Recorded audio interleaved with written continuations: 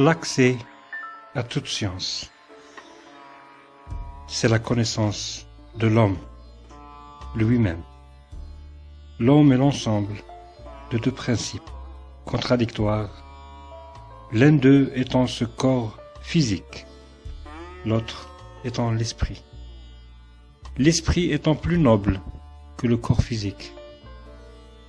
La connaissance par l'homme de cet esprit devient plus essentielle que la connaissance de son corps.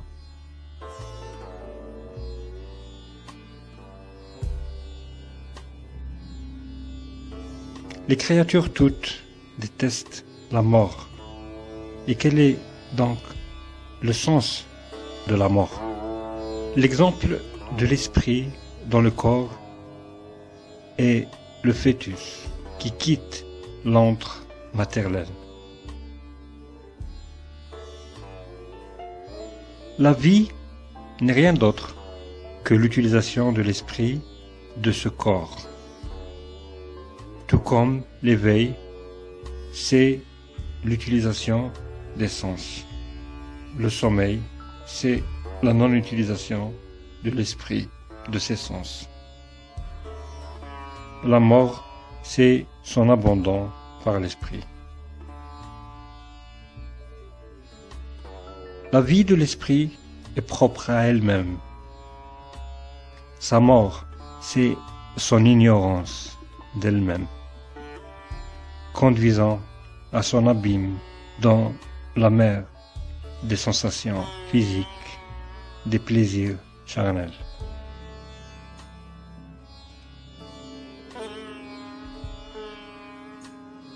Le corps est mort par essence, et sa vie n'existe que par de l'esprit en lui. Tout comme l'air sombre par principe, l'éclat du soleil, de la lune ou des lumières lui donne toute son existence. Et la preuve que le corps est mort par essence, c'est sa décomposition après l'abandon de cet esprit et son retour aux éléments primitifs qu'il était à l'origine. Quand l'esprit atteint le plus haut niveau et se réalise après l'abandon du corps, elle rejoint un autre état, une autre extase, infiniment plus élevée que ce corps fait de chair et de composés périssables.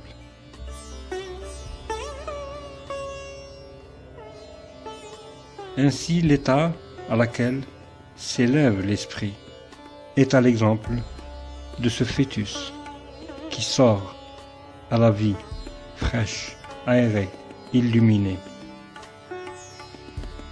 L'esprit ainsi ne connaît cet état qu'après avoir quitté le corps.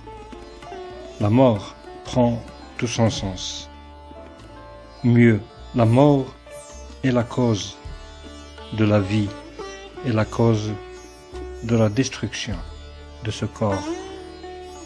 Le rapport de l'esprit à ce corps est à l'exemple de cet enfant à l'école pour apprendre, pour s'éduquer. Une fois rempli cette éducation, il n'a plus d'autre choix que de quitter cette école et de jouir pleinement de ce qu'il a réalisé dans cette école. C'est l'acquisition de tout cet être et surtout sa connaissance d'elle-même qui arrive à sa conclusion et ne peut plus se réaliser qu'en abandonnant ce corps. C'est la mort. Et sans cette mort, cette renaissance serait impossible.